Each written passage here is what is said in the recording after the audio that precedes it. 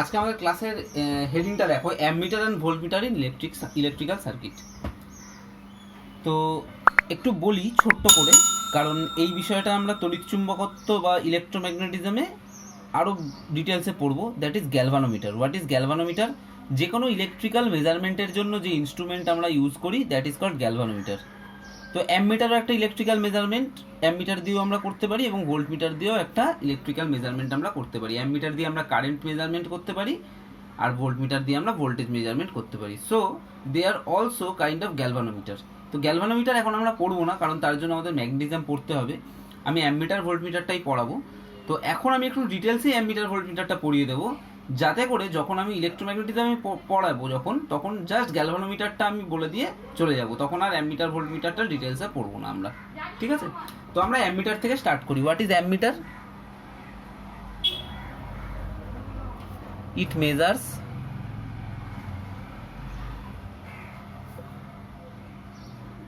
Current in electrical circuit.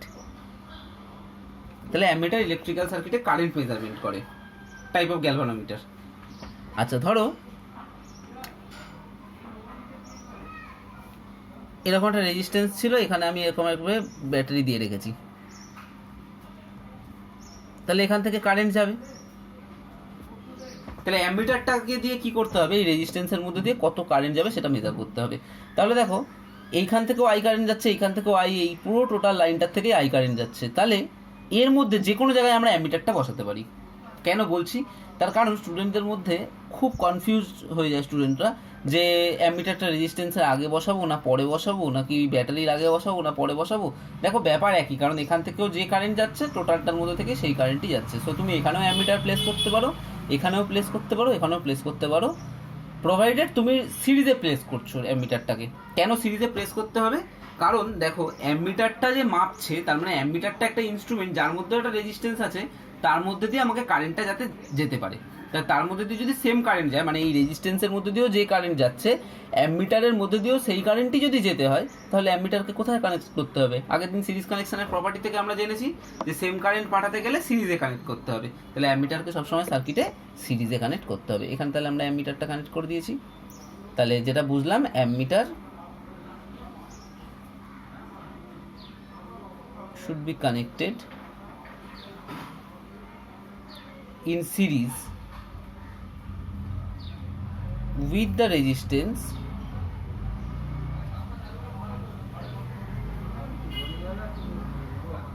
through which current is to be calculated. মানে যেই রেজিস্ট্যান্সের মধ্যে দিয়ে তুমি কারেন্ট ক্যালকুলেট করতে চাইছো, সেই রেজিস্ট্যান্সের সঙ্গে সিরিজে তোমাকে অ্যামমিটারটা প্লেস করতে হবে। নাও দ্য সেকেন্ড থিং ইজ, অ্যামমিটারটা তো একটা বললাম যে একটা কয়েল টাইপেরই, তাহলে এই রেজিস্ট্যান্সটা কীরকম হওয়া উচিত? দেখো, একটা এক্সাম্পল দিই। ধরো এটা 10 ভোল্ট, এটা 10 ওহম। তাহলে কতটা কারেন্ট যাবে বলো তো? V by R is equal to I, কারণ V equal to I R, তাহলে I equal to V by R. So এটাও যদি 10 হয়, এটাও যদি 10 হয়, আই ইজ ইকুয়াল টু হবে 1 অ্যাম্পিয়ার। একটুখানি লিখেই দিই, লেট, এটা তো তোমাদের বোঝানোর জন্য বলছি। হ্যাঁ, ভি ইকুয়াল টু, আমরা জানি যে আমরা ধরে নিচ্ছি V equal to 10 volt, R equal to আমি 5 ওহম ধরলাম। So I is equal to কত হবে? V by R is equal to 10 by 5 is equal to 2 ohm, এই 2 অ্যাম্পিয়ার। তাহলে যদি এই ভোল্টেজটা থাকে 10 ভোল্ট আর রেজিস্ট্যান্সটা থাকে 5 ওহম, তাহলে এই লাইনের মধ্যে দিয়ে কতটা কারেন্ট যাবে? 2 অ্যাম্পিয়ার কারেন্ট যাবে। তো তুমি কি চাইবে? তুমিও চাইবে যে তুমি যে অ্যামমিটারটা লাগিয়েছো, সেই অ্যামমিটারটা রিডিংটা দেখাক 2 অ্যাম্পিয়ার। ঠিক আছে, এবার অ্যামমিটারটা সার্কিটের সঙ্গে তুমি কীরকম কানেকশানে বসিয়ে রেখেছো? অ্যামমিটারটা সার্কিটের সঙ্গে তুমি সিরিজ কানেকশানে বসিয়ে রেখেছো। এবার তুমি চাইছো যে অ্যামমিটারটাও যেটা এক্স্যাক্টলি কারেন্ট আলের মধ্যে দিয়ে যাচ্ছিল সেটাই শো করুক, তাহলে সেটা তো 2 অ্যাম্পিয়ার। এবারে তুমি যে অ্যামমিটারটা বসিয়েছো, সেই অ্যামমিটারটারও তো একটা কয়েল, তারও একটা রেজিস্ট্যান্স আছে। এবারে next, let we connect an ammeter of resistance 5 ohm. তুমি মনে করো রেজিস্ট্যান্সটা অ্যামিটারটাও যে লাগিয়েছো সেই অ্যামিটারের রেজিস্ট্যান্সটা 5 ওহম, এরকম একটা অ্যামিটারকে লাগিয়েছো।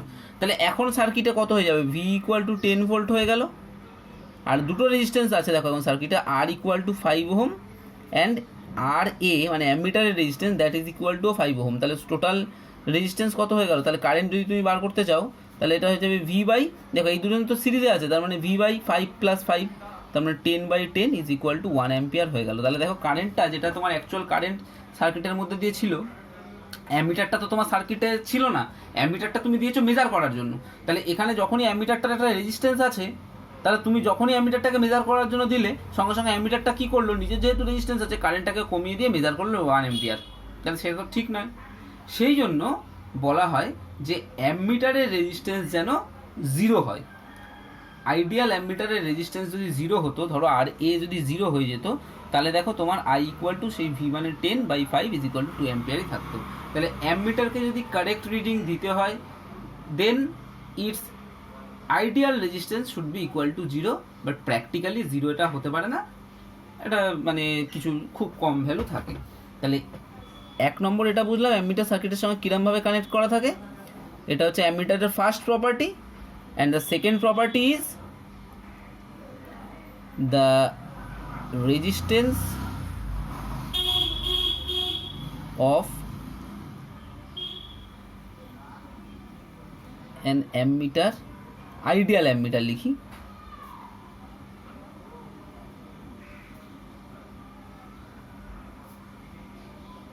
should be equal to 0 but practically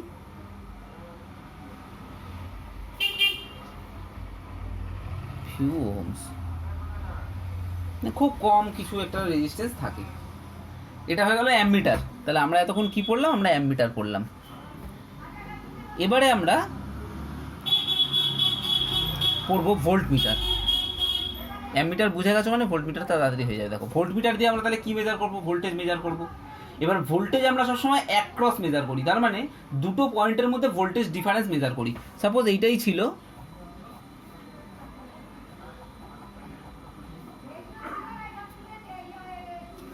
এই ছিল, তুমি এই রেজিস্ট্যান্সের অ্যাক্রসে ভোল্টেজ মেজার করবে। আচ্ছা তুমি বলো যে এইখানের ভোল্টেজ কত? ধরো এইখানের ভোল্টেজ ভি হলে, এইখানের ভোল্টেজ যদি ভি হয়, এখানের ভোল্টেজ যদি 0 হয়, তাহলে এখানের ভোল্টেজও ভি, এখানের ভোল্টেজও ভি, এখানের ভোল্টেজও ভি, এখানের ভোল্টেজও ভি, আবার এখানেরটাও 0, এখানেরটাও 0, এখানেরটাও 0, সব 0। তুমি যদি এখানে ভোল্টমিটারটা কানেক্ট করে রাখো, তাহলে এর এই পাশেও ভোল্টেজটা 0, এই পাশেও ভোল্টেজটা 0, তাহলে এ কী ভোল্টেজ দেখাবে? 0 ভোল্টেজ দেখাবে। তাহলে সবসময় ভোল্টমিটারকে এমন জায়গায় কানেক্ট করতে হবে যেখানে পোটেনশিয়াল ডিফারেন্স রয়েছে। তাহলে তুমি ভোল্টমিটারটাকে এখানে কানেক্ট করো, এখানের ভোল্টেজটা ভি, এখানে কানেক্ট করো, এখানের ভোল্টেজটা হচ্ছে 0। তাহলে এখানে যদি তুমি ভোল্টমিটার কানেক্ট করো, তাহলে ভোল্টমিটার দেখো দুটো পোটেনশিয়ালের মধ্যে ডিফারেন্সটা পাচ্ছে, এখানে ভি পাচ্ছে, এখানে 0 পাচ্ছে। তাহলে এই রিডিংটা কী দেবে তখন? এই রিডিংটা তখন ভি দেবে। আদারওয়াইজ যদি তুমি সিরিজে কানেক্ট করিয়ে দিতে তাহলে তাহলে কোনো ভোল্টেজও দেখাতো না, 0 ভোল্টেজ দেখাতো। তাহলে ভোল্টমিটার সবসময় যেই রেজিস্ট্যান্সের অ্যাক্রসে ভোল্টেজ বার করতে চাইছি, বা যেখানে আমরা ভোল্টেজ বার করতে চাইছি, যেই দুটো পয়েন্টের মধ্যে ভোল্টেজ ড্রপ বার করতে চাইছি, সেই দুটো পয়েন্টের মধ্যে কানেক্ট করতে রাখতে হবে। আর তাহলে কীরকম রেজিস্ট্যান্সের সঙ্গে কীরকমভাবে থাকবে? প্যারালালে থাকবে। তাহলে এখান থেকে আমরা লিখতে পারি 1 নম্বর property, voltmeter should be connected in parallel with the resistance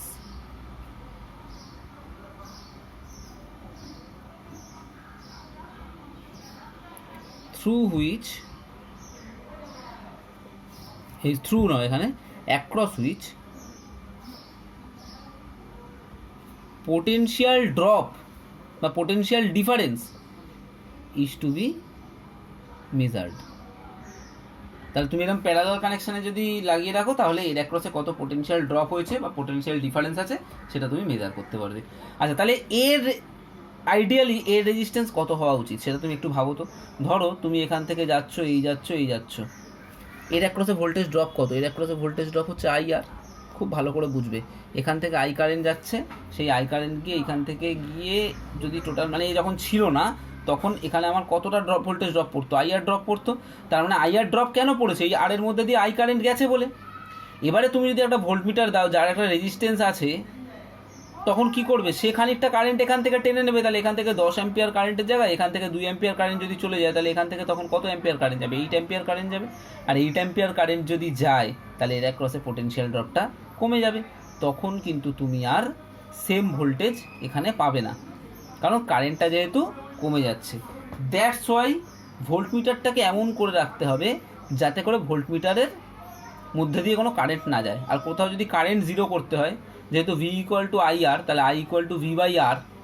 so যদি আমাকে I to be zero, for I to be zero, R tends to infinity, তার মানে আরটাকে ইনফাইনাইট করে রাখতে হবে। তাহলে ইনফাইনাইট রেজিস্ট্যান্স আর এর ক্ষেত্রে করতে হবে। তাহলে for the resistance of an ideal voltmeter should be equal to infinity, but practically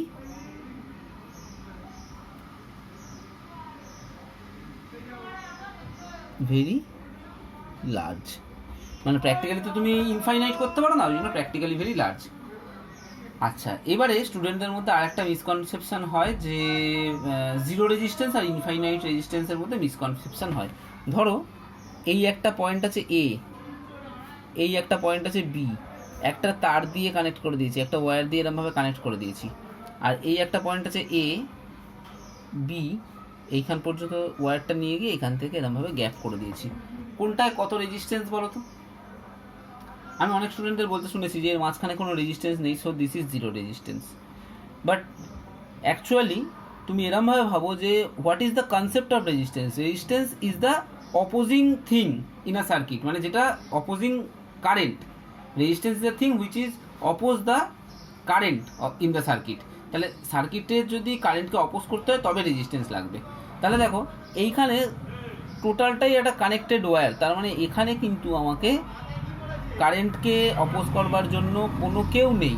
তার মানে এরকমভাবে যদি কন্টিনিউয়াস লাইন থাকে, তার রেজিস্ট্যান্সটাকে আমরা বলতে পারি জিরো রেজিস্ট্যান্স। তার মানে এর ক্ষেত্রে হচ্ছে আমার আর ইকুয়াল টু জিরো। আর এইখানে দেখো কারেন্টই যেতে পারবে না, কারণ মাঝখানটায় কি আছে, গ্যাপ। তার মানে এদের মধ্যে কোনো ব্রিজ নেই। তাহলে ব্রিজ না থাকলে কারেন্ট যেতে পারবে না। তার কারেন্ট যদি না যেতে পারে, তার মানে কি, কারেন্ট যেতেই পারছে না। তার মানে কারেন্টকে কতটা অপোজ করছে, ইনফাইনাইট অপোজ করছে। সেই জন্য এরকম যদি কন্ডিশন হয়, তার মানে এইটা মানে হচ্ছে আর ইকুয়াল টু ইনফিনিটি। তার মানে অ্যাকচুয়ালি যদি ব্রেকিং থাকে সার্কিটে, তখন রেজিস্ট্যান্স ইনফাইনাইট। কারণ তুমি যে বাড়িতে সুইচটা অফ করে দাও যখন, তখন ওই সার্কিটটার মধ্যে রেজিস্ট্যান্সটাকে তুমি ইনফাইনাইট করে দাও। আর যখন সুইচ অন করো, তখন তোমার ব্যাটারি থেকে স্টার্ট করে তোমার ইনস্ট্রুমেন্ট পর্যন্ত রেজিস্ট্যান্সটাকে আমরা জিরো করে দিই। ঠিক আছে? তাহলে এইটা হয়ে গেল ওপেন সার্কিট। আর এই যখন রেজিস্ট্যান্স সার্কিটে zero, that is called short circuit. এটা আমরা পরে একদিন আলোচনা করব যে হোয়াট ইজ শর্ট সার্কিট এবং সেটার থেকে প্রতিকার পাওয়ার উপায় কী, বা যাই হোক, এটার পরে আলোচনা করব। তাহলে আর ইকুয়াল টু জিরো মানে রেজিস্ট্যান্স নেই, কানেক্টেড ওয়্যার। আর আর ইকুয়াল টু ইনফিনিট মানে resistance large, that is infinity, কারণ এর মধ্যে দিয়ে কোনো কারেন্টই যেতে পারছে না। তাহলে আমরা আজকে অ্যামমিটার আর ভোল্টমিটারের ওভারভিউটা পেলাম। What is ammeter, what is voltmeter, how they should be connected in a circuit, এগুলো আমরা পেয়েছি। এরপরে পরের ক্লাসে আমরা করব কি, এই দিয়ে কিছু প্রবলেম, আর হচ্ছে ভোল্টমিটার বা অ্যামমিটারের রেঞ্জকে কীভাবে চেঞ্জ করা যায় সেটা আমরা এখান থেকে শিখব। So thank you for watching.